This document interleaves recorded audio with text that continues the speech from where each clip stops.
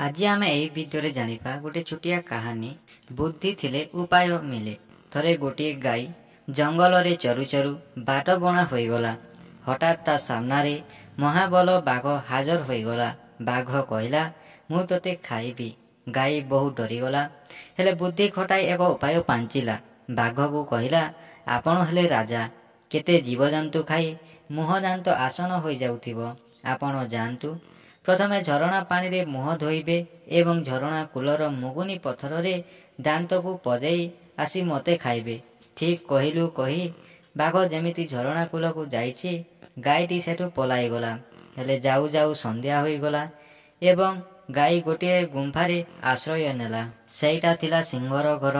ସିଂହ ଯେମିତି ଗୁମ୍ଫାରେ ପଶିଛି, ଦେଖିଲା ଅନ୍ଧାରରେ ଆଖି ଦୁଇଟା ଚିକ୍ ଚିକ୍ କରୁଛି। ଗର୍ଜନ କରି ପଚାରିଲା, କିଏ ରେ ତୁ? ଗାଈଟି ଭାବିଲା, ଏବେ ନିଶ୍ଚୟ ଜୀବନ ଯିବ।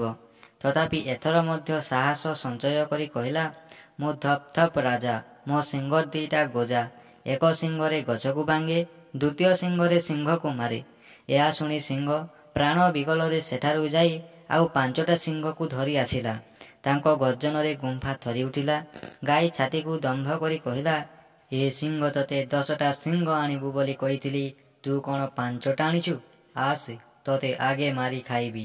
ଏହା ଶୁଣି ସିଂହମାନେ ଭାବିଲେ, ଏଇ ସିଂହ ଆମକୁ ଏଠି ମାରିବା ପାଇଁ ଆଣିଛି।